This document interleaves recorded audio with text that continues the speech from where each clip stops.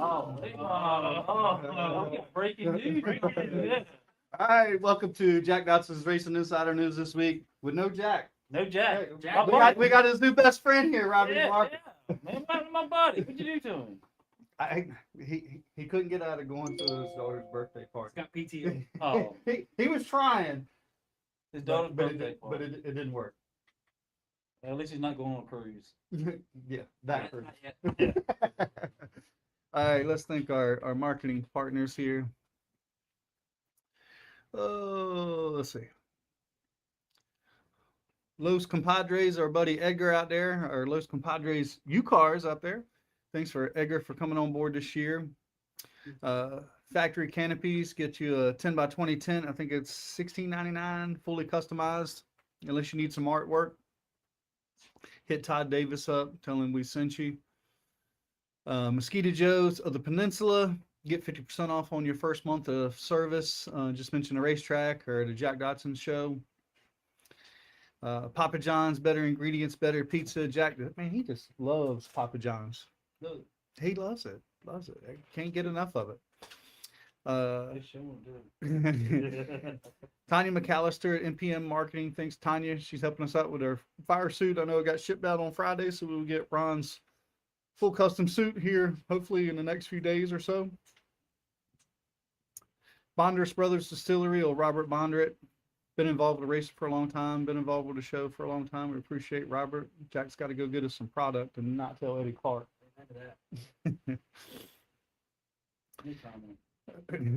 Slinger Speed Company, your local t-shirt shop. Hit Tim Brown up if you want some t-shirts. Langley Speedway, Bill, Chuck, and Terry, man, thanks for allowing us to do the show from here and making Langley Speedway our home. It has changed the game for us.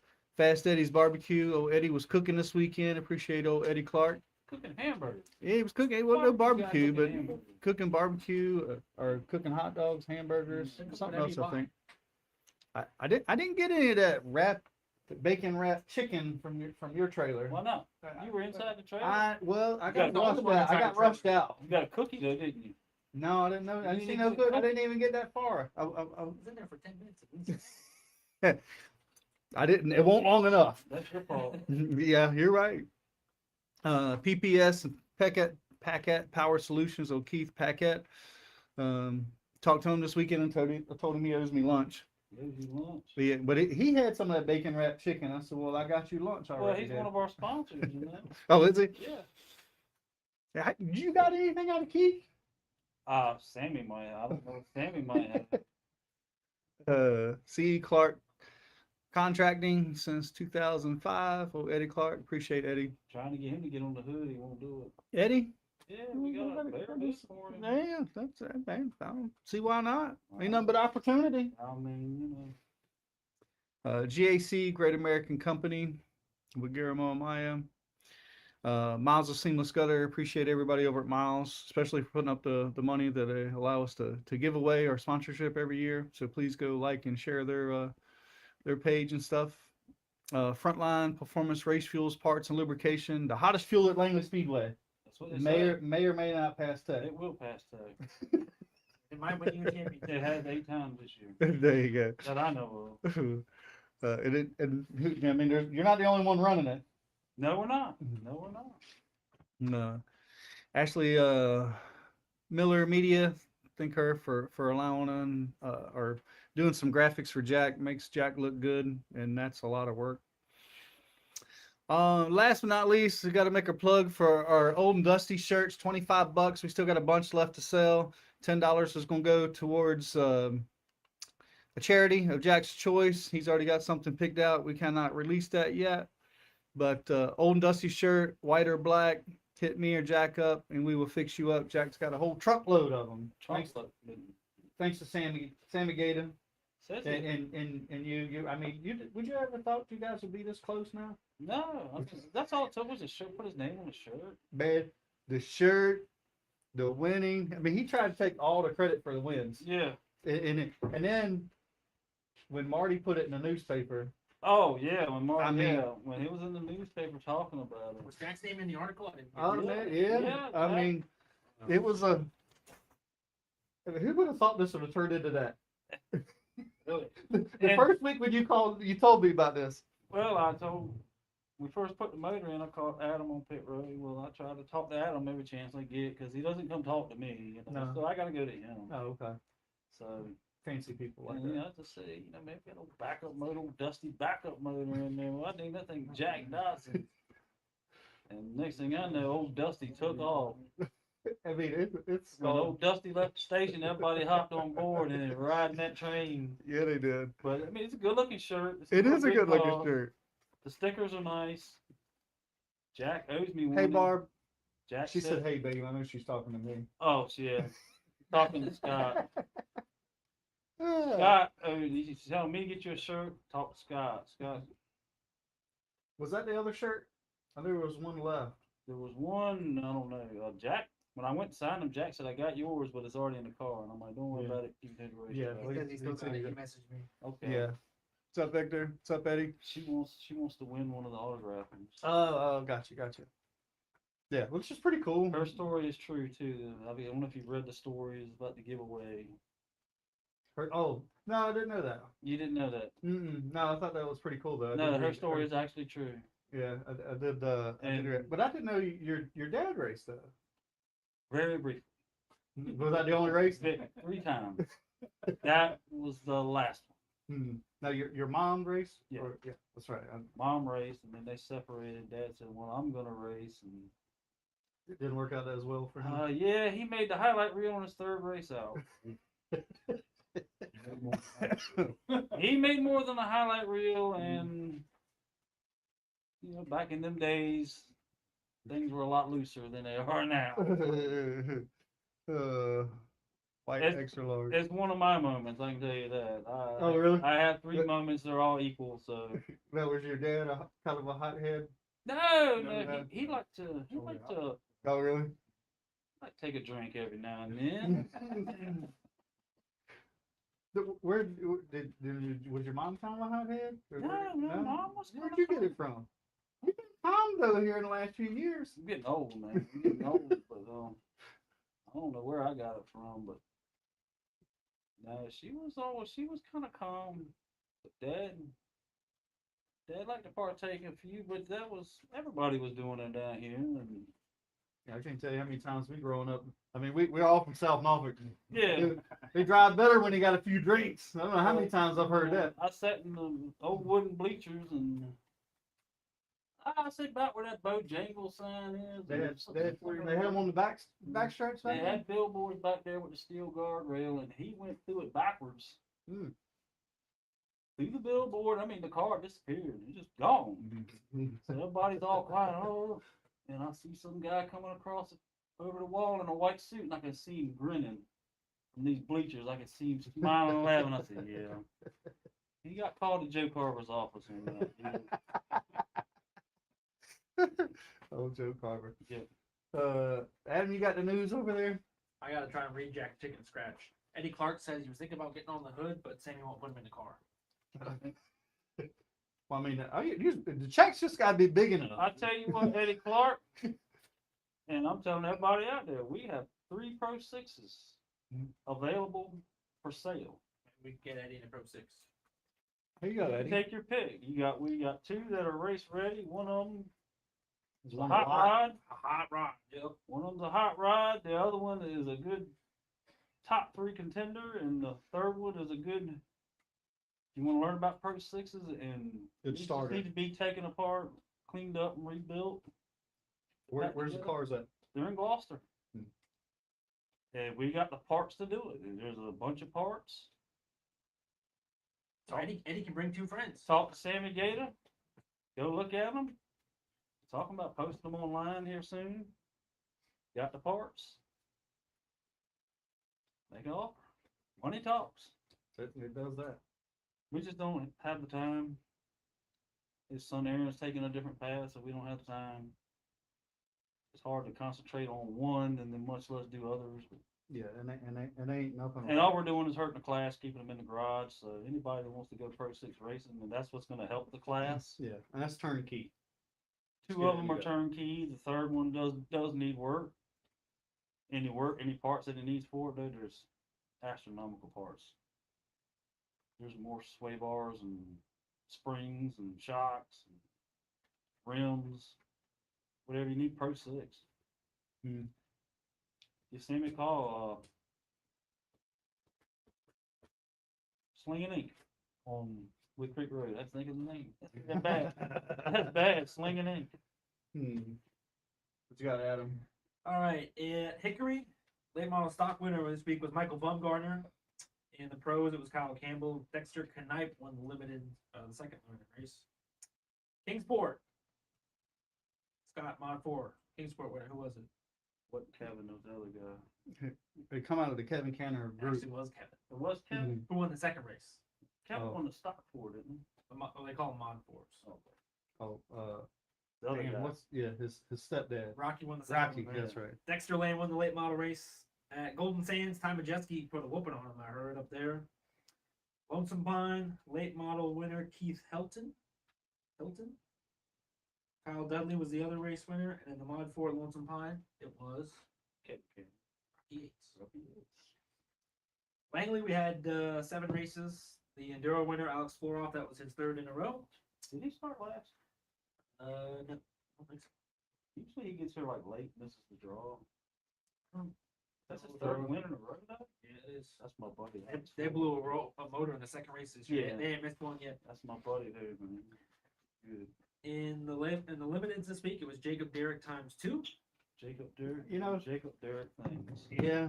That I was mean, we were just talking about, a few minutes ago how good of a race car driver he's become. yeah. And I didn't know if he was gonna be able to do it coming from ninth with 35 laps. 35 laps is not that many laps. I mean, it is, but it ain't. You're right. And I didn't know for sure if he was gonna do it. Of course, the caution come out at lap 21. I was like, damn, He getting was ready to making do the it. move when Yeah. the caution came out. And then I wasn't sure if he was going to be able to pull it. I was like, damn, well, it didn't take him about 21 laps to do it. But His mom, Brandy, said that was the first time he's ever won a twin race. oh, really? I didn't Yeah. realize that. Never swept both before, so he's pretty fired up. In the U cars, Thomas Fontaine took old Mad Dog's car to the outhouse, got it done. Sammy Gaeta, heard of him? Have you heard of him? Yeah, I've heard him once before. He won his 8th race this season. He won the race, but that won't the show. What's the show, Robbie? Josh Perry and Angelo Stelling, man. They were fun to watch. If them two guys didn't have fun racing Saturday night, Oh, they had more fun than just anybody leave else. the there. cars at home. Them guys, I think they went all 40 laps. And they didn't wreck each other. And I'd give him because They I'm tried a couple gonna throw times. Josh Yeah. under the bus because normally he's good for it, right? right? But I respect it. He's entertaining as hell. Yeah, Oh, big time. both of them. In But both classes. It was. I watched the replay and I was like, wow, because I watched Sammy go by and I seen them side by side, but I couldn't see what they were doing in the corners. I mean, like, they how were do they keep crossing doing over each this? other every other lap. And it they were seemed just crossing each other, using the bumper, and didn't destroy nothing. like. No. Great race, guys. Man. I'm telling you. Angelo tried one time real hard to knock shit, and that's why his shit was dragging, right? Yeah, I think so. I think he finally knocked the ductwork loose and trying started to dragging. but hit Josh so hard, but great that- race, it was man. fun to watch It was them good too. racing. I forget who I was standing down there with, and they're like, "That's the race right Yeah, there." That's Like, right. That was. It gave fans their money's worth. The ones that watched it. yeah. Mm. In the Pro 6, Aiden Millette is the 3rd driver to win for Tommy Spencer this year. And in the Grand Stocks, Tim Wilson got the win. Tim drove a good race. Tim finally got him. What's up? Come on, He man. Did you see that video that his son put out? Yeah, Tim. Yeah, with Yeah. Look, when I first seen it, I'm like, damn, I don't remember Tim hollering like that. And then I was like, I see the rest of it, I'm like, oh shit, this is Then fake. you look in the corner, you can see the building. And I was like, yeah, this son's good for that. Yeah. Tim drove a good race. Yeah, he did. He kept Paul right where he wanted him, and I was just waiting for Paul to get to him, Yeah. and they start. I tell you another surprise in there, and I don't know if anybody knows what happened with Nate. Had a really good car, Oh yeah, qualified 3rd. I messed with him. I said, what'd you do? Take the transponder and throw it in the floor when you went by the start finish line? oh yeah. And he's like, nah, well, I guess Gene walked by and says, why you got the spacer plate on upside down? He says, what are you talking about? He said, my old one, you could put it either way. He's like, well, not that one. So he put it the right way. He said, felt like it added 40 horsepower. No, he had a good run. He was under Paul there at the end. That's what he was saying. He could have stuck it, but he did the right thing. He backed off. That's what he said. He backed off and let Paul, and then he tried to make it all back up, coming off 4, and kind of killed it there. But hey, this time of the year, why for one position, why tear your car off? Right. Let's see. Dixieland. Jason Dickerson was a limited late model winner. Joe Weiss got his, I think that's his 7th win in the sportsman class. My buddy there. He's pretty good. He's got a stranglehold on that class. And his daughter's been doing pretty well. Holly's done well too. Holly's done good too. Yeah. Super Streets. Old Larry Jackson got him another That's one. another boy, LJ, Larry Jackson. Cody Keith was the Super 4 winner, and Cody Carlton was the Legends winner by not a whole lot. That much. Mason Weekly. Mason was second. Only led 19 to 20 laps. He's become a good little race car driver. He said he's trying I'll be to. a distant third. That's what he's trying Bobby to. was third. We don't have that on the stat sheet, but he was third. You got to interview him after the race, didn't you? Brian did. Oh, Brian did. Did you work down there? I'll be there this week You be there this week? and next week. When you see Joe and Larry, tell them you're my buddy. All right. I'll let him know. Tell them we're Robbie's looking buddies. for you. Larry took a while ride last week. He did. He went off the backstretch into the trees. Oh, really? Oh, You remember the gator ditch? Don't park and turn 4. Climbed out Don't though. park Walked and away. He turn didn't get in the ambulance. Just walked back to the infield. He's Larry Jackson's tough. covered in mud, but he was Larry Yeah. Jackson's country boy tough. He's tough. And at Sobo, Landon Hamilton swept the late model races. Brian Runstrom and Tristan Brunelli won the limited races. Tristan, isn't it? I heard How it. many wins is that for him? Few. Few? I don't know it off the top of my head, but it's more than one. We'll find out. I'll have to find out. Maybe we'll find out. We might have to ask him. I got a sign over there. I don't know if that was the wrestling. Yeah, when I grew up, somebody holding that up, that meant you're in trouble. The 4 horsemen. 4 horsemen. And the old Dusty t-shirts are still for sale, $25 a pop. We got sizes up to 4X, I think. So we got sizes for everybody. I'm not sure. But they're still for sale. Carson Brown is going to Iowa to race for Jordan Anderson. So Lee Pulliam's going to race at Hickory Oh yeah, yeah. in the late model. Hickory throwback. I love throwback races. Yep. And Tristan McKee is going to race a bunch of races for Spire trucks. Mm-hmm. Starting at Richmond, I think. Good team. Yeah, that's another kid that kind of came through the skin on camp in the beginning. So that's all we got this week. That's fine. All right. I know Amy has sent me. She's this weekend. Riley's doing a toy drive for Mission Christmas and towards his charity work for a Kawiki deal. So bring a toy drive this weekend. Langley Speedway. Bring an unwrapped toy for Mission Christmas. A toy gets a raffle ticket. I'm not sure what a raffle ticket is, but bring an unused toy, new unwrapped toy for Mission Christmas. It's all for a good cause and charity. And come see him, man. And sounds like you might win a prize. That's the hardest working mom in the pits. Man, I'm telling you, like her media game is Hardest working. I don't know about hardest work. I love it. Give Amy a hard time. Cars tour day. We're out there. She walks by, she leaves, and she comes back. She's got her arms here and got pizza boxes and stuff stacked all the way up to her chin. She's trying to walk from the parking lot all the way down as she got by. And I said, "What are you doing?" She said, "I gotta get these down there." I said, "No, you ain't. Get on the golf cart." What mom would do that? A good mom. She's a mess. I like giving her a hard time. I like giving Jay a Mom, hard would time. you do that? Would you walk all with? See, that's a hard-working mom. Moms don't get the credit they should down here. But I compliment her all the time. The media stuff she's been doing this past year, 2 years, has been lights out. I mean, so you would think that's a professional person doing their media stuff. So good job on that. I give her a hard time about it, but she's doing a heck of a job. I'm sure she gives you a hard time back. She does. Let me say congratulations to Casey. Casey got married. I guess she went and eloped the other day. Oh, Yeah. Congrats to Casey and Jeff. Yeah. wow.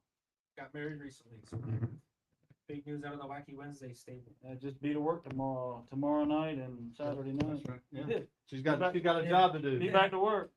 Honeymoon's over. Race official. Jeff actually races, so they got to be here tomorrow. Oh, does he? I think they're on vacation. But Oh, are they? I think they'll be off. Mm. They'll be back next week. Well, cool deal. All right. Well, we want to get. Oh Lord, Jack's watching now.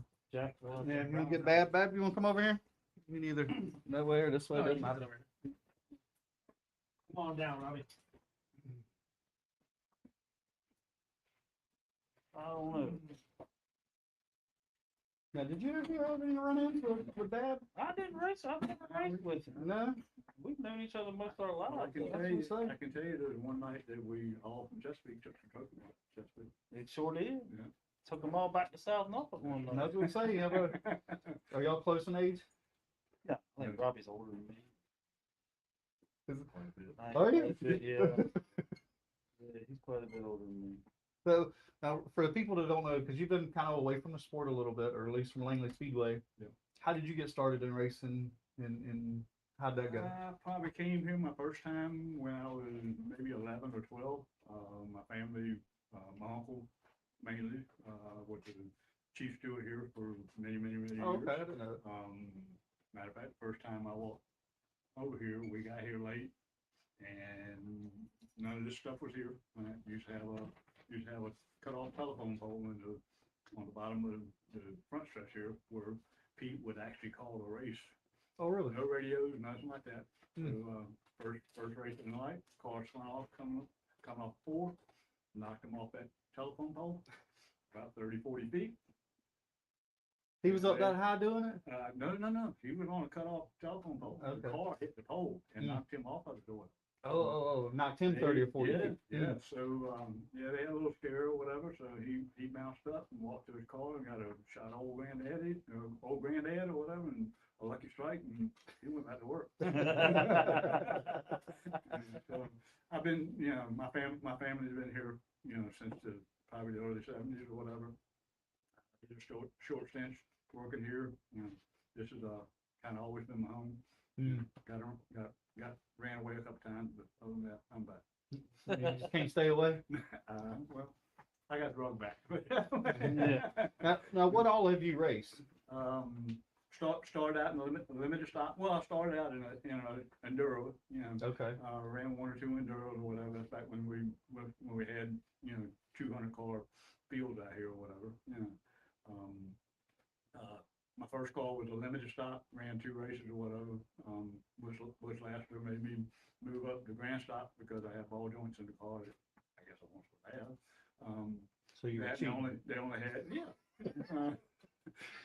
they only had six grand stocks and 20 some limited stocks. But, Mm. I guess he tapped me on the shoulder and said, just move. Mm. So did a short stint with a late model car here. Figured out after talking to some people that I couldn't afford to run with these guys in the late model or whatever. Bought a modified car and spent a year rebuilding it, and was in 12, come out in 13 with a rebuilt car, brand new John Gray motor, brand new 5-star body, and we rattled off about 11 wins that year. So. Damn, you won 11 races? Yeah. Did anybody else win besides Sean? I do not think so. I don't think it was just him and Sean. I mean, man, I'm saying that was a show Oh, to yeah. watch you two guys. I mean, and I don't know how much you really didn't like each other. Did but didn't, that kind of thing. Man, we weren't on each other's Christmas list. But we did, I would think we had a mutual respect for one another, because neither one of us had the money to do what we were doing, Sure. So we kind of both went about things, we worked at what we got, Mhm. made the best of what we had. Just a little bit better at that time. Yeah, I mean, but that was fun to watch you two guys, Oh, because there's gonna be one of the two of you, Oh, yeah. and I think you're the only one that could dethrone him at the time, or sort of, He was the one that figured out how to hook a big motor on. A Well, lot of other guys used to I've run big always said motors. that horsepower makes up for a lot of talent, so. well, you told me that the other week. A lot of other guys used to come out with big motors, and you hear them spinning at the start at the flag stand. Robbie figured out how to hook it up. Well, the other thing is like Robbie would tear the car up, and I remember him telling me that the snout would get bent, and he'd go home with a porter power, and bend it back straight. I mean, people wouldn't even think about doing that. Like, you know what I mean? If I ain't mistaken, that car you had after a while, that thing had been bent so many times, and you would straighten it back out and put plates on it, and welded it where it had been kinked over. And if people would look at it, there's no way they thought you were winning races in that car.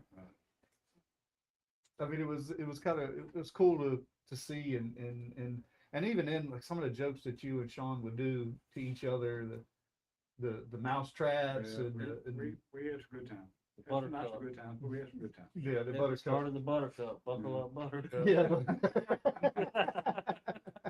Yeah, that did get a little out of hand, but Did it? we had fun with it. So When you came out here that time, I mean, did you not want him to win? I mean, was it like the drive? I mean, it made both of you guys better, right? Right. Yeah. Oh, yeah. Without a doubt. Yeah. He made me better, and he when he was here, he would tell you that when I got here, he had to pick up his game. Right. So, like I say, we just had a mutual respect for one another, and we settled it. We settled it on the racetrack. So. Do you have a favorite win, a favorite race? Probably the first one of 13 on the new asphalt. I'm gonna tell you, that's the if you never felt the speed sensation at this racetrack, as flat as it is on that new asphalt. Yeah, when we won the first one, whatever, we won it going away. So we knew we had a little something there. That was the night we all won. Me, you, and Cody. That's right. Me, you, and Cody. We all three of us. Gone. Well, that new asphalt had a lot of grip. New Absolutely. asphalt had a lot of grip. This place, Absolutely. I mean, it was For a bad while fast. it had, yeah. It was bad fast. So then, what'd you quit for a while? You took some time off. Had to get my personal life straight a little bit or whatever. Life happens sometimes. Made a physical move to be a little closer to my mother. Took some time off. I was pretty content on not doing anything. Bought a little Legend car, to run down on the dirt down at Dixieland or whatever, just to play around with, keep my feet wet more or less. And Christy Jeffries, good friend. He's got a shop full of them, and I kept telling him, if you don't get some of these modifieds on the track, we're gonna lose the division, and your cars ain't gonna be good for anything. Next thing I know, I get the phone call, get your suit and helmet, we're gonna do this, and I'm going, oh Lord, what have I done? But we've had a good time. We're just, we're a bunch of older guys or whatever. We're just, we're doing it for the right reasons, just because we want to race, we want to have fun. To be honest with you, last time we were here, it got a little hot, and none of us are spring chickens, so we kind of made a pact that if it's going to be over 90 degrees, we're going to have a discussion about it, Right. before we come. So, Right. it kind of, when it gets as hot as it was the last time we were here, it really takes a lot of fun out of it. So, But you're decent the last couple of races. I mean, you've been. not bad. To be honest with you, we was pleasantly surprised, as well as some other people. They didn't think we'd come out of the box with a modified car with a crate motor in it to be able to run with some of the motors that are out there. But we did a little homework. Got it working good. Got a couple seconds, a third, qualified on the pole one time. So not bad. Yeah, when I seen the pole, I was like, "Oh, Bab's back." Oh yeah. Well, I'll be honest, I was as surprised as you were. He's sweating from pushing the accelerator so hard. He's still looking for that big motor. I was gonna say, Waiting for that big motor to kick I was in. gonna say, how many horsepower is he down from that one? I'm probably gonna say 300. Right. I'd say quite a bit. Yeah. Quick story. We were at Southern National, helping Dean Shiflett. I'm working on the car, and I hear this car just romping this motor. This motor just romping. I'm like, is there a monster truck on the racetrack? Turn around and look, it's Robbie. It's Robbie in the modified. I was like, my God. running That 2 was drag fun. races a lap. That was Yeah. fun. That was fun though. Yeah. Yeah. We turned some heads that day. How much horsepower did you have, and what do you think you got now? Probably now we're probably pushing 400, maybe 4 or 5, somewhere along there. Back then we were 6 plus. You know. Yeah, I was gonna say probably 200-300. Right. You think crate motors would help modify it? Yes. You think it would help the class? Yes. Cutting To the be engine perfectly cost? honest, what I like to see them Good do, question. and they've done it at other racetracks. You got 2 different modified fields. You got a modified with a unlimited built motor in it or whatever. Then you got crate motor cars. Right. You have 2 winners. Yeah. Crate winner. Have a what I'm saying, it's done everywhere. I think if you did something like that, you would probably entice more of the crate cars to come out, because they're scared. You know what I'm saying? And Oh, yeah. to be honest with you, since we've done what we've done with the crate motor, I've talked to 5 or 6 people. Thomas Stinson, Thomas, get your car right. Come on. Oh, he is. He is. Thomas Stinson's coming back out, coming out of retirement or whatever. Got a couple other guys from Dominion that are, Oh, really? want to Nice. come and race. That's So, this is just a strange racetrack. You know what I'm saying? Sure. Oh, Once yeah, you, the place once is you way find a different. combination or whatever, and if you got a big motor in the car or whatever, everybody thinks it's the motor situation. And it's really not. Well, there's huge cost difference, right, between the crate motor and building a big motor. Somewhat. Probably a couple $1,000. Yeah. So. I mean, probably last longer, being it's not pushed to the hill. That depends. You got somebody like me pushing a big gas pedal. Not so much. He's like, he got no motor. Come The other on. time he only pushed it this much. Now he's got it all the way to the floor. Yeah, he's got her down. He's used to feathering that thing. And Yeah. he's probably been accelerator riding. Now, is that what you did before? Did you baby the throttle before, or now you're just kind of If the car wasn't good, yes.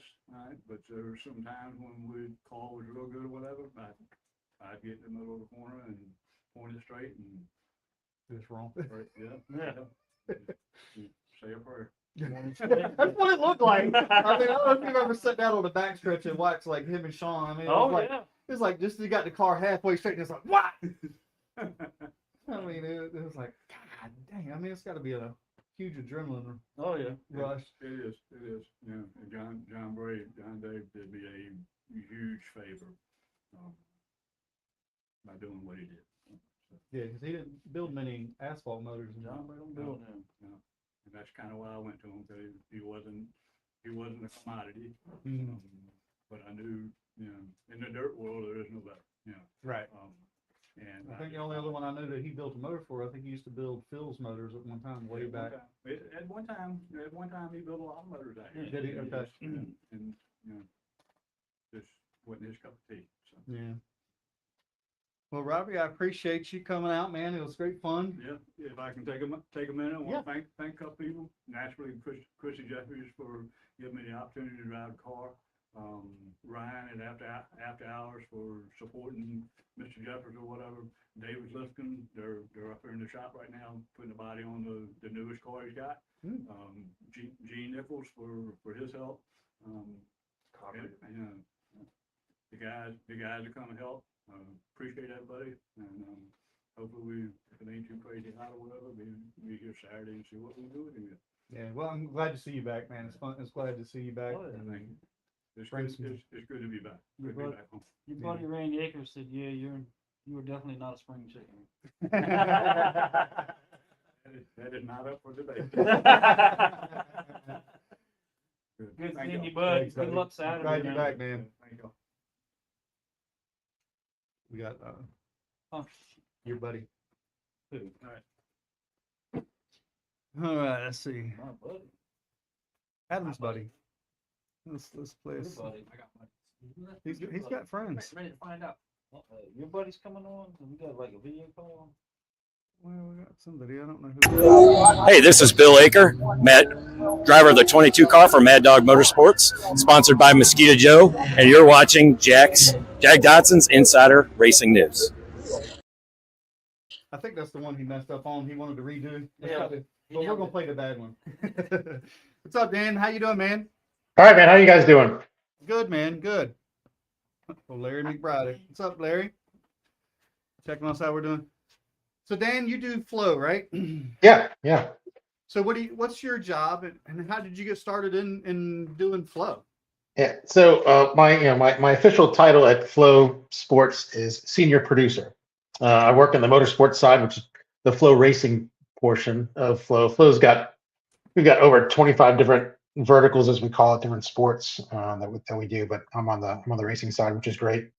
As far as racing goes and TV and production and media, I'm going to date myself. I've been doing motorsports since 1998, motorsports television. I'm a Speed Vision guy. So if any of you remember Speed Vision, the original motorsports cable channel.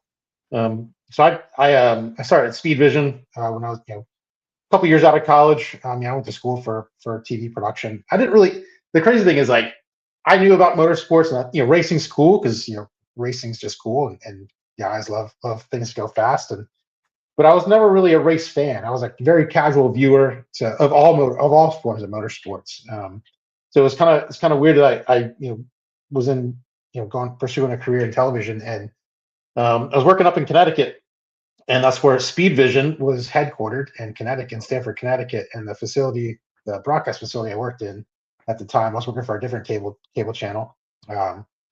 Was Speed Vision. Speed Vision was a very new motorsports channel, and they were hiring. They needed production assistants. I was a couple years out of college, and I jumped on the chance. I said, "Yeah, I don't really know much about racing, but it sounds like it'd be a pretty cool job." And the rest is, as I say, is history. It's amazing. Once I jumped into it, and you guys know, racing, once it's in your blood, or once it's in you, it's in your blood. You can't shake it. And I knew it was always there. I had a lot of family and relatives that were into motorsports, but it was one of those things that never really. It took me a little bit. It took me until my early 20s before I caught the racing bug, and you can't shake it. It's an addiction, so to speak. But so working in Speed Vision, then and Speed Vision evolved into Speed Channel, and we moved to Charlotte, North Carolina, and Speed Channel was it, man. That was.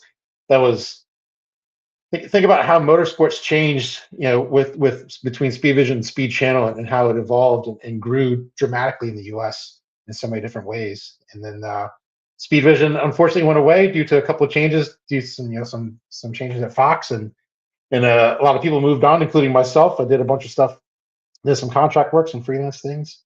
Wound up moving to Virginia Beach, doing something outside of motorsports for a very short stint, which was.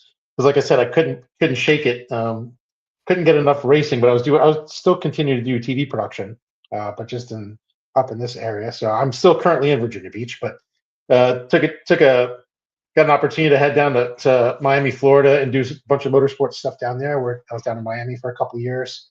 Miami's a different lifestyle for a lot of people, and maybe not the best for a family. Maybe it's just a different party environment. So. Fortunately, I was able to move back to the Virginia Beach area, and where my family really enjoyed their time here, and started doing some stuff. I was at Langley Speedway for a couple of years on weekends, helping out with their streaming when it was on NBC Sports Gold the first 2 years. It was basically right after COVID. Just because I was in the area and I couldn't shake the racing bug. I was doing a little bit of work locally with doing the Norfolk Tides baseball, directing Norfolk Admirals hockey. So I was doing a couple local things, but I still couldn't get enough of the racing. So once I got back at Langley doing the weekly stuff during the summer, it was nice to be back at the track, because once you smell the exhaust and the tires and the race fuel, it's again feeding that addiction. And as the streaming continued to grow and Flow Sports had started acquiring a lot of different sports and growing. I knew of Flow Sports from, they're a big track and field entity and did a lot of streaming of track and field sports. And then once they started getting to the motorsports arena, it was an easy thing for me to. I really just reached out to them and said, "Hey, I'm available if you need it, so to speak." and next thing you know, it's I'm working there. So it's 5 years later. I've been at Flow for 5 years, and and it's been great. I mean, it's I get to go to racetracks and create shows out of racing that I get to watch. So, I mean, in a sense, I've got, in my opinion, I think I have probably the coolest job on the planet, where I get to go to the racetrack and create a show that in a sense entertains people, and a lot of people get to watch stuff that I never get to meet. So it's really cool, and get to work with a lot of great people, get to meet a lot of spectacular athletes, and race car drivers. So it's I don't know. I think I've got one of the coolest jobs on the planet. That's all I can say. Yeah, I mean, That's kind of like everything in a nutshell. I know it's kind of a long story to get to where we are, but that's the quick summary. No, I mean, you're living a dream, right? I mean, I totally agree. But I will say, man, Speed Vision, I mean, you're going back, right? Y'all changed the game on how motorsports and content was created. I mean, do you have like any cool stories in the background that y'all wanted to do this, and this is how we came about and it took off? Ah, man, I mean, I'm sure that if I the thing is, how much time do you have? Type thing. I've got endless stories, and a lot of the stuff is I'd have to do a little bit of thinking on some of that stuff, but I can say that, I mean, just like anything else you do in life or in career, when you set out on a path and you have a goal you're looking to achieve, you wish it was a straight line and quick and easy to get there, but it never is. You sometimes have to pivot and change the way you do things, and in TV it's the same thing. Like, we always try stuff, and then something doesn't work, we go a different direction, and it winds up being something better. I couldn't really think of one specific incident that happened. I know there's been probably thousands of them throughout my career, but in a sense, it's always kind of like, oh, that's just the way it worked out. But it is funny though, when I do come up with some of those stories and share them with people, I get a lot of really neat reactions. So honestly, I'd love to give you a story, but they're almost kind of situational, where something would trigger a memory. I'm like, oh yeah, I remember this time we did that. So when I think of something, I'll write it down, and I'll share it with you guys. We can do a little story time with Uncle Dan or something. There you go. There we Hey, go. man, Weekly segment. I love it, man. I love it. So then, what do you think that, or what is Flow doing, and what can we do better, right? I mean, I think from my standpoint or thinking is like, we need to get the younger crowd, right? We need to get younger generational people in, and I mean, I certainly think streaming is an avenue for us to get to that younger generation. I'm curious of what your thought process is of that. Oh yeah, I mean, I think we're doing it. I mean, I think that, gosh, this is probably gonna be a really long-winded answer, and I may ramble, so cut me off if I start going a different direction. But kind of going back to a little bit of your original question, with Speed Vision, and the cable world, in the linear world, it's appointment viewing. You have to know, like, okay, I'm going to watch this show or this race at this time on this channel. So we called it appointment viewing. There was, that was the way cable TV is, or was, and still is. As streaming continued to evolve, continue to grow and evolve, look at it now. I mean, streaming is, I don't want to say we're the new cable, but we are the new cable. And that's not just with Flow Sports, that's with all streaming platforms that give you a variety of different things, whether it be Netflix or Peacock or even NBC, or sorry, ESPN, any of that type of stuff. They're just different platforms where you can watch wherever you want, whenever you want. The cool thing is, as that's evolved with technology, and teams and all these outlets have embraced social media and embraced the way to connect with viewers and all ages and different generations. And I do believe that with the birth of streaming and the way it's growing and increasing in popularity and becoming, gosh, man, I don't even have cable TV anymore. I mean, I don't. Everything I have is streaming, and everything I watch is streaming, and subscription based. So we are catching that crowd and that younger generation and exposing it to them. The great thing is with streaming and social media, it's all technology based, and younger kids or younger generations all technology based and understand it really well, which is good, because sometimes we always need a little bit of help figuring that stuff out as old guys. Right. But we are doing that. I mean, look at the competitors. I mean, think of the amount of younger kids that are coming into motorsports now, even especially at the local level. Look at the entry of this now. And on top of that, we've got a lot more females entering the sport, which is great. I mean, we're growing in so many different aspects. So we're I don't want to, we're bottom filling, so to speak. As drivers and generations continue to age out, we're bringing in younger generations and exposing it to them. And a lot of it has to do with the exposure of social media streaming.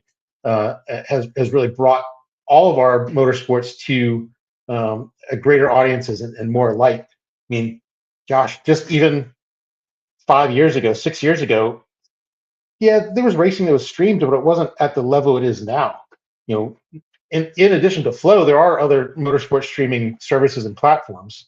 Maybe they don't have the same quantity that Flow has, but it also provides exposure to many different types of sports, different levels, different areas of the country. So I think we are grabbing that younger audience and that younger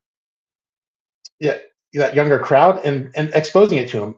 I do believe that with the increase of streaming and exposure of a lot of these local tracks and smaller tracks throughout the country, or regional tracks, to say it, I do believe track attendance has increased dramatically, and that is because of the exposure that these series and tracks are getting through streaming on platforms such as Flow. Because it's not just seeing the race; it's people going, "Wait, that looks like a fun experience." Not only do I want to go watch the race, I want to go to that venue, go to that track, and experience the atmosphere. I mean, Langley is a perfect example of it. Langley is one of the best short tracks that I've been to in the country. It's clean, it's affordable.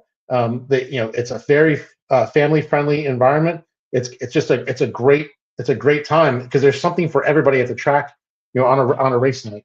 And so I do believe that Flow is a big part of helping to grow the sport, and that's one of the things that we do is we want to grow our sports every day, because we do have some of the underserved sports that we're continuing to build, because we can serve them better than a cable or a broadcast network service can. So with that said, I mean, I think that we are doing great things and really helping it grow with so many different ways. So again, a long answer, but I hope that kind of got there. Good, man. I love the information because I'm very curious about that. I mean, we have to get younger people into the sport, but I got a two-part question. So when you have a young racers coming along, how can they get more TV time? And then for somebody like Adam here, like how does he progress his job and move further into something like that he would want to do? Man, those are great questions, and I'm not saying I'm the expert on all that, but I will try and give my best kind of Dan advice. But for the younger racers, I mean, really, it's about being available. Just like anybody else. Media is a job, and I've got a job I have to do, and of course, I've got limited time frames that I can do certain things because everything at the track is based on a schedule. And same thing with racers and things like that. And there's always limited availability to connect with a driver, or even for the driver to connect with someone on the media side. So just across all media, when drivers, at the young age, try to make themselves available and be open to, step outside of your hauler or your trailer and take time. If there's a website journalist there, or a video camera shows up, or a social media person wants to come talk to you, take the time and go meet with them and try to be that image that you want people to see you as. So my thing is the thing that media, that a lot of media don't like, is when they go to interview somebody, or go to track down an athlete, and they get snubbed, or they have to stand there and wait and get pushed aside. It becomes a respect thing. It has to be a mutual respect. Myself on the producer side, I respect the athletes and their space and their time and their environment of what they're doing, but I also ask for the same respect on my side, for the same respect of time and atmosphere of what I'm doing. Because if we all have to work hand in hand, and I need the athletes to do my job, but the athletes also need the media to help them do their job. So it works hand in hand, and a lot of people get it. And a lot of people understand that. So my advice to the young racers is make yourself available, and be understanding with media. It doesn't always work out. And if it doesn't work out time-wise or schedule-wise or what availability, just let them know, like, hey, can't do it. We'll figure out another way. The other thing is just be educated on everything that surrounds you. The more information you can share with everybody in the media world, the better. I mean, obviously you want to be smart with what you share, but just be willing and open to have conversations. That's the big thing, as I see it. And as far as like someone like Adam, I think Adam's doing a great job with his weekly pit reporting. I don't get to see the Wacky Wednesday stuff too much, just because of my schedule. But I was fortunate enough to have Adam help fill in up at Dominion Raceway earlier this year on the Cars Tour, because that's primarily what I produce throughout the race season, is this Cars Tour. And it's really we have for that series we have a dedicated team that we have throughout the season. Every once in a while there are a couple of scheduled conflicts which happened this past June, which I was able to get Adam to come fill in for James Pike when James had a conflict. And really it's just and he did a great job. I'm not making any promises, Adam, but of course there's opportunity. There's always opportunities down the road, and I'm always looking out for ways to get you into more shows. It's really just like anything else. If that's what you want to pursue, get to the track and do your work on you and work refining what your job and your performance. Focus on that. It's just like any other sport. The more reps you need. I call it seat time, as drivers would say. You need more seat time. The more seat time you have, the more experience you have, and you'll go back and review your stuff and go back and see what you've done and say, you know what, I didn't like the way I approached that question, or the way I did that pitch or that toss. Those little things will help refine. And for people that want to get into it, look for those opportunities, whether it's doing something at your local high school, calling a sporting event at the public school level and working your way up in that, and look for opportunities in the area, whether it be something at the arena, like if there's a minor league sports team that's looking for something. There's always ways to try to find something together, and just that's how you start, and just keep at it, and don't give up, and don't pass over opportunities because you don't think it's going to benefit you. There's always a chance that something will pop up, and if you don't give it a shot, you'll never know. That's right. Hey, man, You got anything else? he's pretty smart. He knows a thing or two. No, Dan's right. It was cool to be at Dominion, and it doesn't happen without knowing him. So networking, make sure you know people. That's for sure. It's not always what you know, it's who you know. Who you know. So, Dan's a good guy to know. I say thank you for Flow, because sometimes I have 2-3 TVs on at different tracks, and I get to watch replays during the week. Thank you for Flow. Yeah, absolutely. So Dan, how many people view live opposed to people watch the replays or the rerun? Man, I wish I had those numbers for you, but I can say that the live viewership is way higher than the people that go back and watch the replays in a short amount of time. I think everything we do at Flow, or 99% of what we do on Flow Racing is live. There are a couple of things that we do just record and post that you can go back and watch. But the great thing is everything we do live is an archive. You can go back and rewatch it. So something I did a couple of years ago is available to look at on Flow Racing, and it could be over years of views. It may surpass the live viewership, but live is always the highest number for viewers. So I gotta have a funny. You'll laugh at this. Eddie Clark just reminded me. He's like, "Who knew Red Farmer, Scott?" And he's poking fun at me. Do you know who Red Farmer is? I've heard the name, but okay, all right. Well, then I don't feel so bad. So Red Farmer is like part of the Alabama gang with Bobby Allison, Donnie Allison, that group. He's still, I think he's still racing. He races dirt cars. Yeah, and he's got to be close to 90. Around 90 years old. So we had him on the show a few years ago, and I did a little bit of research. And look, we enjoy doing this show. We don't prep. Like, this is the redneck version of a podcast, right? So I asked him why he didn't run that much asphalt, because all I could tell is read that he was doing dirt. Well, he proceeds to read me the right active that next time he said he's going to send me a hero card so I could study the next time we interview him, because he had run Daytona like 3 years straight. That's the thing is like I've heard a lot of these names, because I got into racing so late in my life. I mean, late in my life, I was in my early 20s, but like I know I recognize names, but I may not know the background or history of it.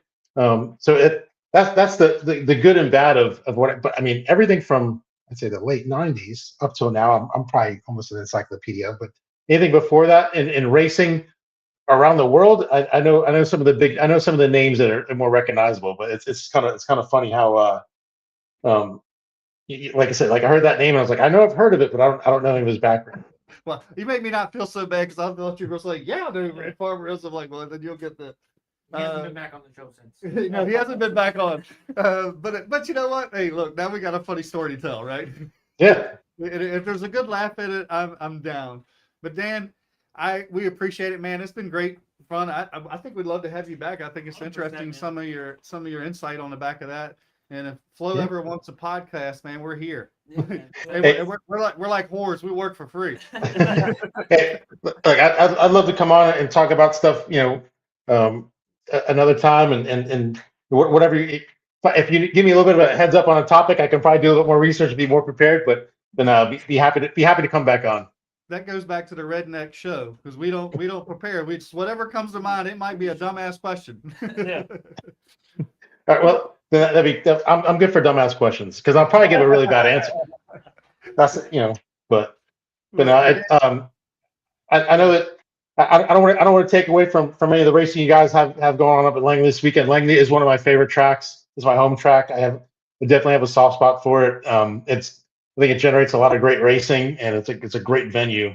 With all that said, this weekend is Cars Tour at Hickory, the Throwback Classic, which is where I will be working on that. So if things don't work out at Langley and for whatever it may be, I hope weather doesn't not a factor there either. But feel free to check out the car store at Langley this weekend if anybody's got time.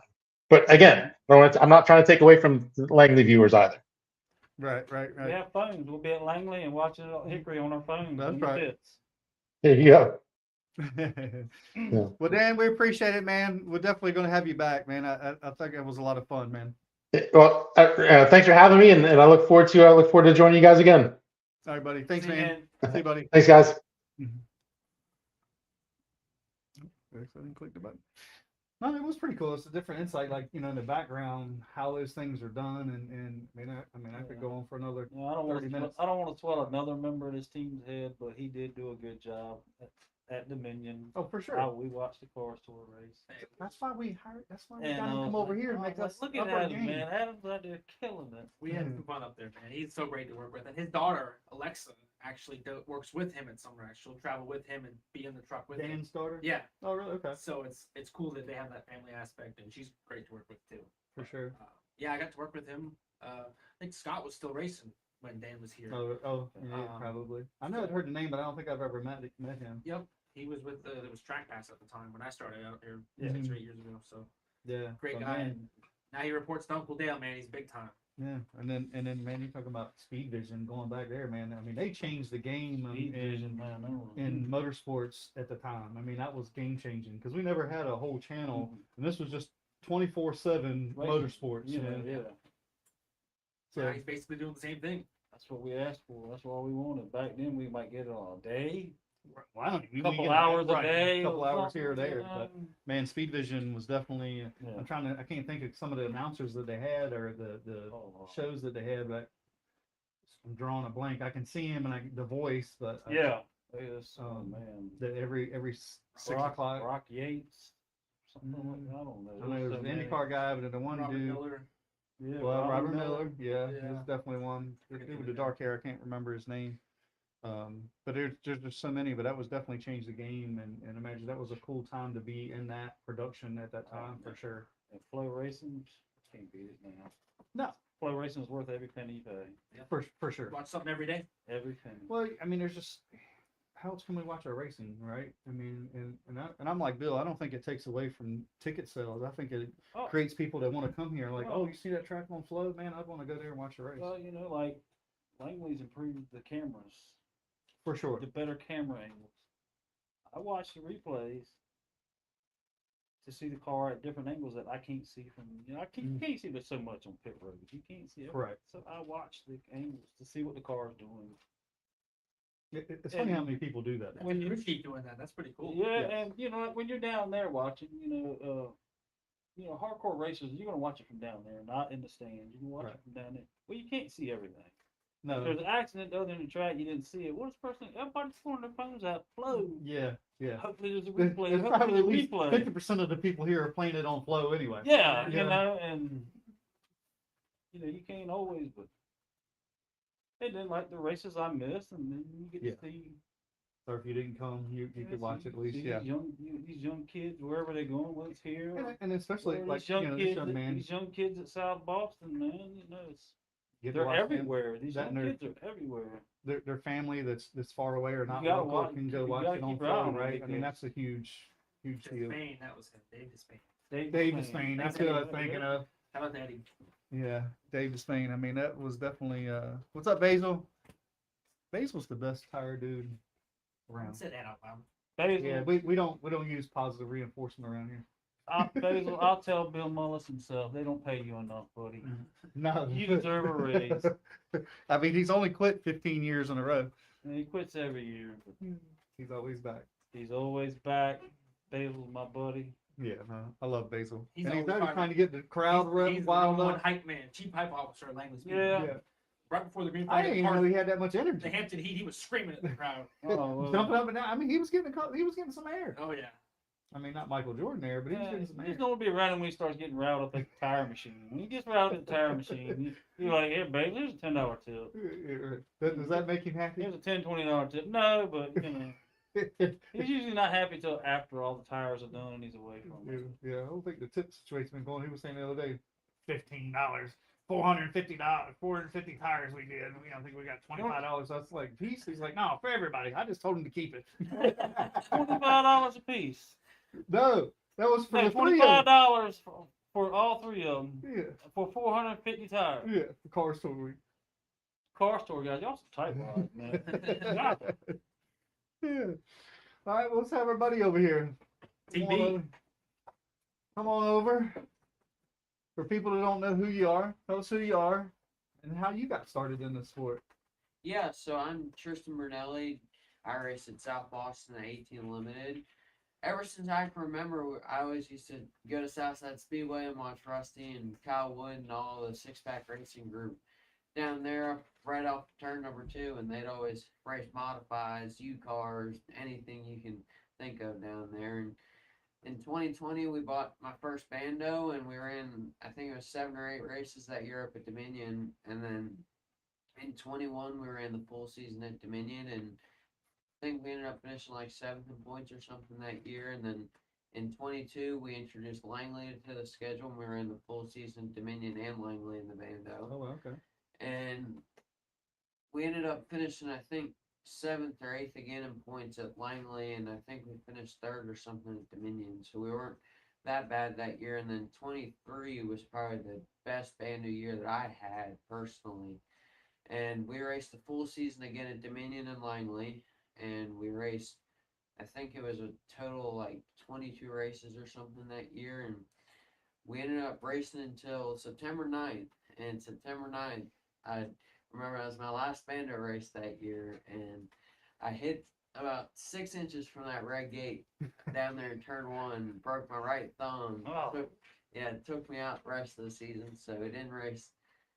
You know what Anything time it else was? that It sounds season? like he knew the day. Yeah, I remember. 6:25 Yeah. p.m. Yeah, that's I remember some of the highlights of my racing career, and that's definitely one of the bigger ones. And then in 24, we ran about half the season, and then I just stopped having fun in the Bandos, and Dad contacted Craig Oliver and all of them at Torp Chassis, and we found a car, and we started testing. We had to put a rear clip on it because it came crashed the way it was. So we rear clipped it, started testing, and then we went to the Thanksgiving Classic that year, and we had Charger. Ended up finishing 3rd, had about everything but the pace car, but still finished 3rd. So what was that like? Looks like you go from a Bando to a Limited essentially. That's a big jump, right? And most of the kids here have kind of done that, or a couple of them. I think Jacob did Legends. But that's a big jump, right? What was it like the first time you got behind the wheel and made a couple of laps? Yeah, it was That's what they're definitely shaking his different. head. It was definitely different, you know. You have manual and everything you had to learn, and I ended up learning manual with my granddad's pickup truck on a Okay. gravel road, so that definitely helped it a bunch. And then we went up to Dominion and we had tested a bunch, and we went up there, and Craig was like, "This kid's not going to be good the first time, so we're going to put the wrong gear in it and just let him go run some laps." Okay. So we ran about 2 laps, and I was just putting around trying to figure everything out. And then that third lap, I ended up coming off into one, and we hit the chip like 40 feet past the flag stand. And Craig was like, "Well, this day's gonna be a waste. Sorry, guys." So we took the car back, changed the gear, set it up right, and went back up, and we ended up running some decent times. And he was like, "Well, we got a stock car driver, so let's take him to an actual racetrack and let's let him race." And that's when we went to the classic, and God, we hit everything but the paper. What did you hit? Terrible. Shoot, we hit that outside wall right at the gate in practice. We hit the turn 3 wall. I mean, everything you could have possibly thought of, we hit that night.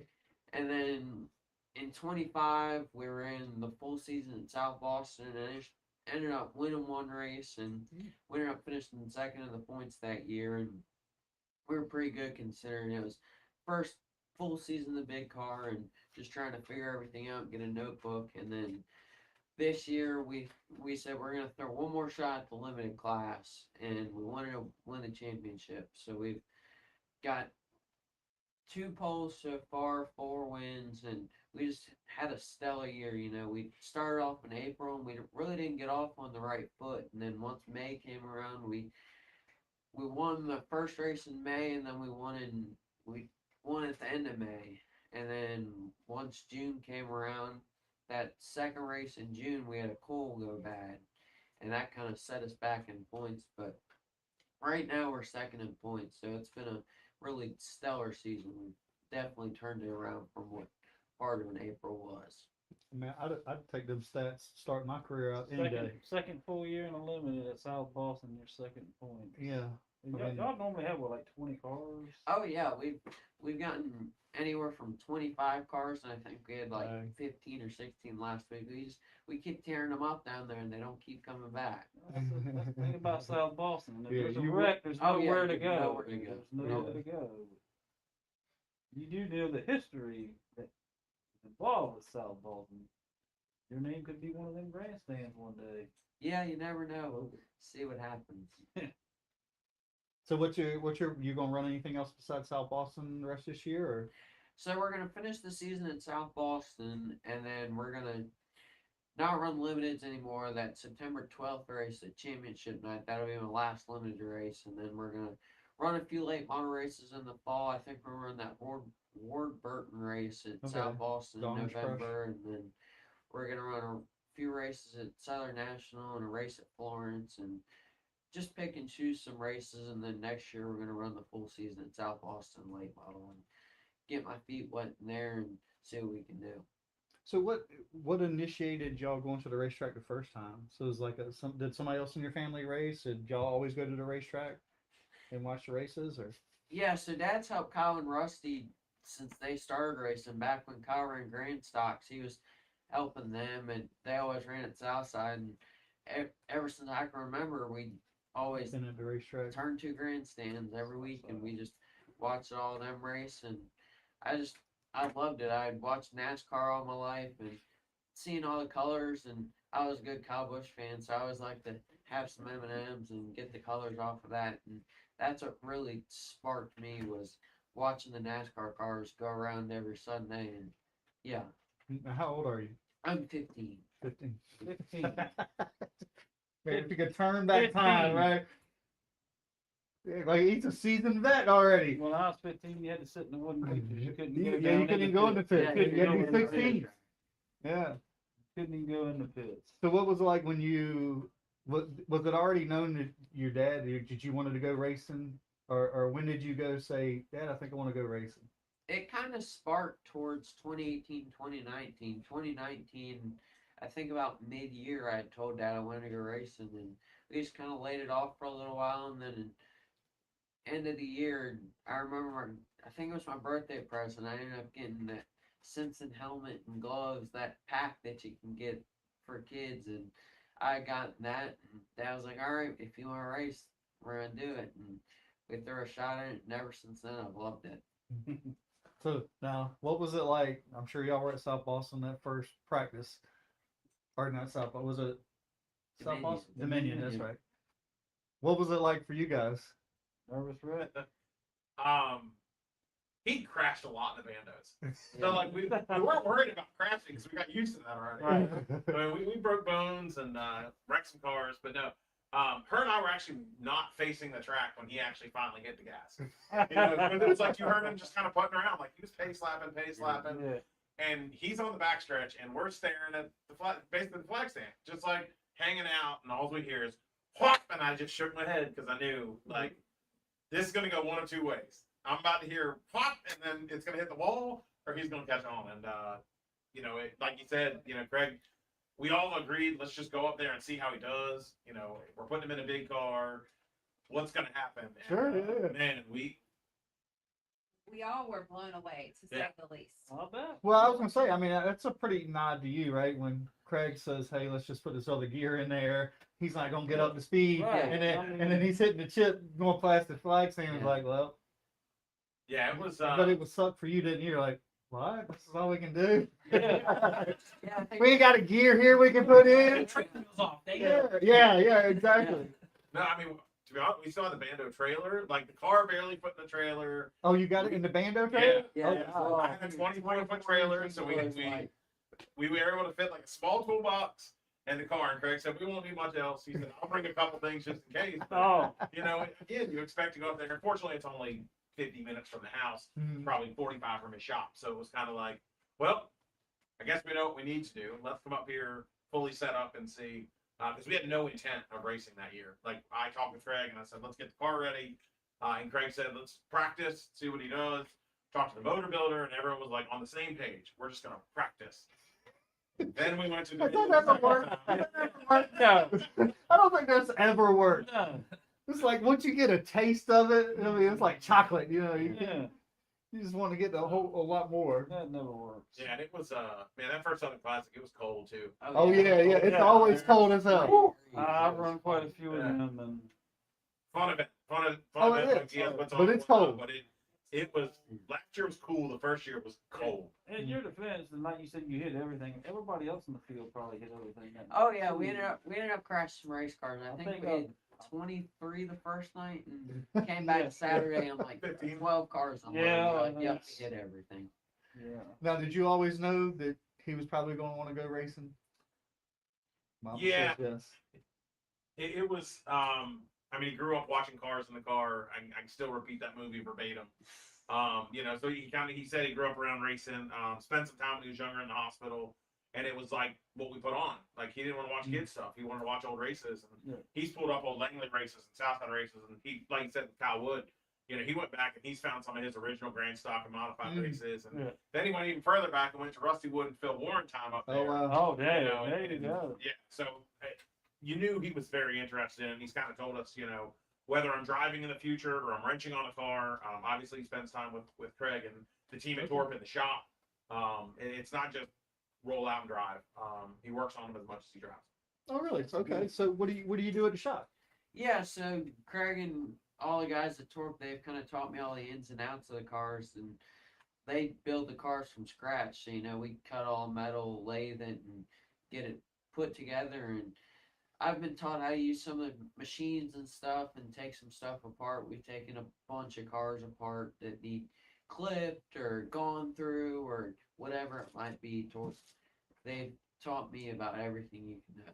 All right, man, that's good. great, right? I mean, You I can- wish I could have got an education like that. Yeah. Right? You know, I mean, that's invaluable To be in a chassis builder shop. because you get to learn all the ins and outs. You know what everybody's setup is. You know, I mean, you know, everybody's like, that's what he's running. I Yeah. know what he's got in there. Oh, yeah. And the funny thing is, like, everybody's got something different, right? Oh, definitely. I mean, not everybody has. No. I know people from the stands think that there's just this one magic setup that's for Langley or Oh, yeah. Dominion or you know wherever, but it's not. Yeah. You know, and sometimes the chassis is different. The chassis is a little different. Mainly, it's the mounting points. Mhm. The mounting points of everything is what's different. There's But certain you know, like mounting what you like to drive, and then what he liked to drive. Right. mounting points are different. Everything is. Driver preference. Yep. That's Yeah. what Some people like a little snug car. Some people like a loose car. Some Yeah. people like to drive a really loose car. You know, I mean, there's just so many different parts of that. You know, and I was talking to Mark Wirtz guys, and well, we were right. Yeah, we're talking to Brad. And it's talking about there's completely different stuff in all three cars. Right. And they're all equally as fast. Yeah. But they're all completely different. You think he'd win 4 this year? I mean, going into it, I didn't think I would win 4. I think I might have got 1 or 2, and then we'd see where it went from there. I never expected it to be 4. Torp and Brent and all the guys, they prepare a really fast race car every week, and to win 4 races, it definitely means a lot. It just shows how much they know about everything. I mean, shoot, Brent used to crew chief Craig back when he ran modified, so that definitely helped, and the relationship between them, it's definitely went a long way. Mm. Have you had anything that's been like a big learning moment for you that you've done in a car or working on it that's been, I don't know, neat, fun? Probably the biggest learning moment was like when we crashed in April. We ended up knocking the nose off twice. That was the worst race this year. Well, you knocked the nose off twice in one day? It was bad. Yeah, it was, I might have watched that one on flood. yeah, we ended up just learning how fast we could put everything together. We changed the nose in 40 minutes probably, just to learn how all the stuff that got crashed can be fixed so quickly. Yeah. Definitely was a big learning moment. You're going late model next year, right? Late model stock car. Yep, that's the plan. Triple Crown. Is that in your mind already? Potentially, yeah. Potentially? Yeah. Potentially. Yeah, that's definitely the goal. What would be your dream racetrack to run? Dream racetrack for me is probably to run Daytona at least once, whether it's in an ARCA car or a truck or whatever it might be. But if not, I mean, just going to work on them, it's also cool just to be on top of the box and working on them or whatever the deal might be. You're at the right age and you're doing the right things at the right age. So what's your goals for next year? Goal for next year is just to learn the late model, because I mean it's completely different and the competition's so stiff down in South Boston. I mean, you got Peyton and Trevor and Landon and everyone else in that group. They're all so close. I mean, you looked at qualifying last week, 2nd to 7th was within a 10th. So just trying to learn all that and then trying to be competitive at the same time, it's just gonna be very different. Oh yeah.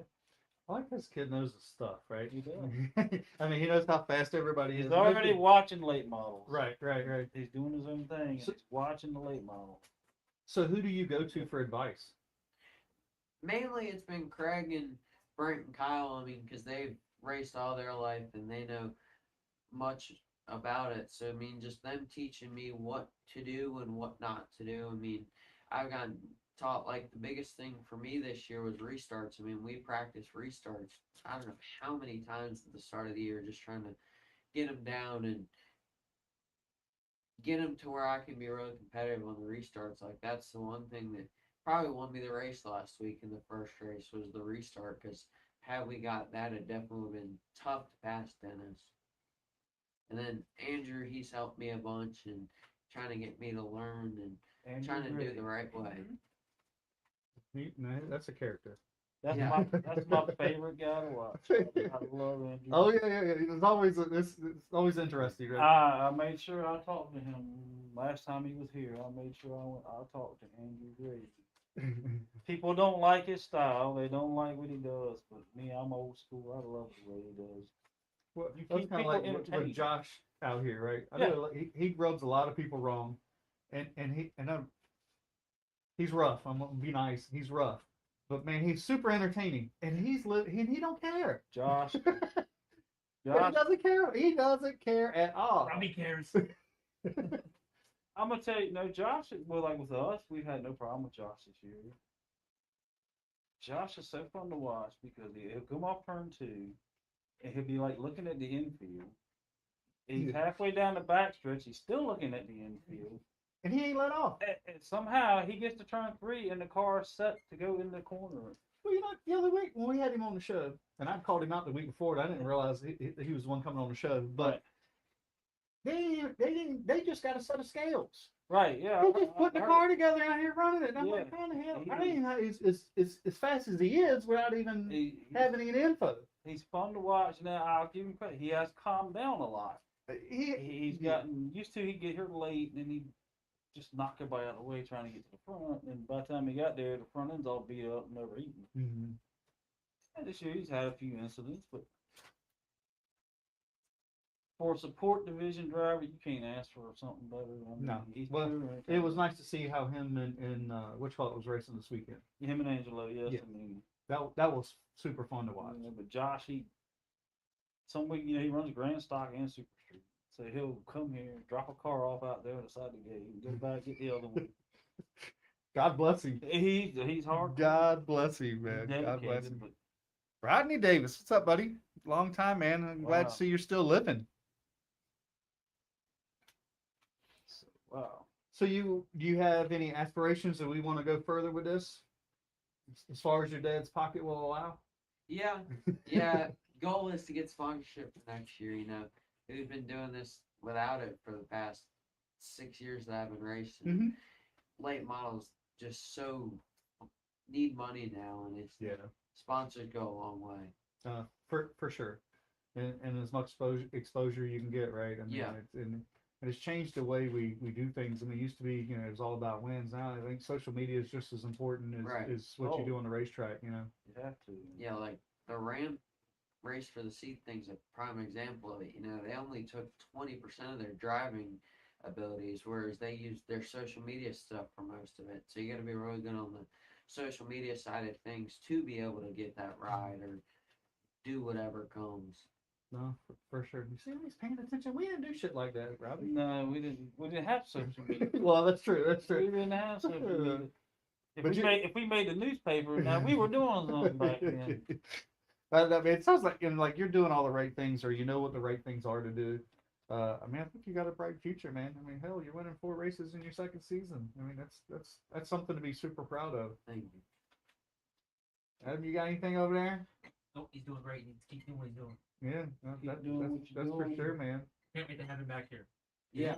When we gonna get you to come back to Langley, man? We might come back We're next. partial. Yeah, we might come run a few races here next year. We're gonna finish the South Boston season this year, but we'll definitely make a few trips here next year to get ready for the Hampton Heat if we're gonna run it. Yeah. Are you gonna try to do some traveling next year, being you're gonna run the late model? I don't necessarily think we'll do much traveling. I think we'll run South Boston mainly, and then if the Triple Crown's an opportunity, we'll run the Triple Crown. But it just depends on where sponsorship goes and funding. Mm-hmm. So I want to go back to the first race you won. What was it like those last 5 laps, and then being able to go to victory lane with your mom and dad? That had to be like an unforgettable. I know for y'all it had to be unforgettable moment. What was that like for you? What's going through your head those last 5 laps? I mean, it's got to be the longest 5 laps of your life, right? Yeah, definitely. We had a restart. I think it was lap 12 that race, or 12 to go that race, and I restarted on the top, and for everyone on the radio was like, "Yeah, you have to get a really good restart to get around these guys." And we got around them and got the lead, and then with 5 to go, you just hope for no cautions. Man, I remember the first time. It was a mini cup car out here, but the first time you win in any of those things, I remember being so nervous. I mean, I felt like my leg was shaking, on the gas. It's like, oh man, I never even thought I could do this, much less, experience, winning. And that's, I mean, you're in a tough division. You're gonna be in an even tougher division. So I mean, it's no, I mean, maybe somebody could fall into 1 win. That's hard enough to do, but to win 4, I mean, obviously twin night or something like that. Yeah, obviously your skills, you have enough skill to do it, right? You got to have the right people. You got good people behind you. Yes, yeah. You can't drive a slow car fast. Oh yeah. Not in asphalt. In dirt, I think the driver is much more important. Yeah. Asphalt, the car has to be fast. You can't Okay. drive a slow car fast. You're building a resume for your sponsorship, so you got that's gotta be your main off-season thing is to work on your sponsorship. You're building a resume. You got a hell of a resume going right now. So Yeah. I do tell you a funny story that you guys know Rick Godovic. Yeah. Rick, Yep. great guy. Love Rick. When he first started racing out here, I don't even know why he told us the story because I wouldn't have told nobody. But he come out here with what's the spotter on the? He's like the first one that started renting late models. I'm drawing a blank. Used to own Speedway Engineering. His dad did. oh You know who I'm talking about. yeah. Anyway, Can't think of a name, but well, Rick calls him out here, and they come out here to Langley for his first practice, and can't think of his name. Sends him a setup sheet and say, hey, put the car like this, da, da, da. Or fill out a setup sheet because he had a car, and he says, stagger. Well, Rick didn't know what that was, so he's like, he didn't write anything down. So he comes to racetrack, and he's like, Rick, well, you didn't write the stagger down on the setup sheet. He's like, I don't know what stagger. He's like, stagger, the tires. What stagger you running? He's like, I don't know. I don't know what you're talking about. He's like, well, what do you do? He said, well, I come here, I grab 4 tires. I just grab 4 and I put 30 pounds in them and I put them on the car. yeah. I said, do what? He said, you measure them? I was like, no, I just grab 4 tires, put 30 pounds in them and put them on a race car. I'm like, oh my God. And he said the first time they went to South Boston, this is during practices going on. He says, now I want you to pull down on the back stretch and stop.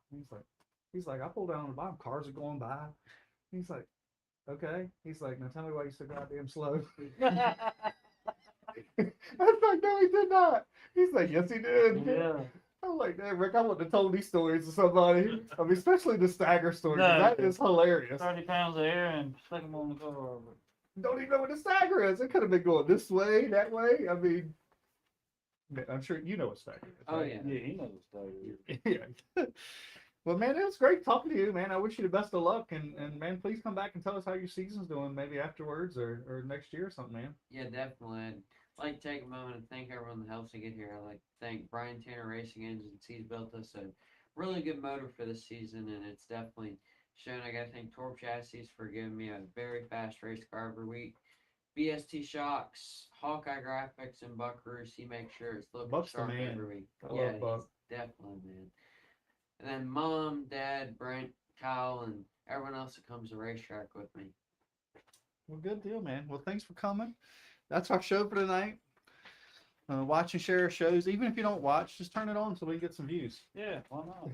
It was good without Jack, wasn't it? It was. He even had a compliment. He said, you look good. Oh, yeah, he complimented me. I mean, really good buddy. I thought he was joking, but I'm starting to wonder if he's feeling sick.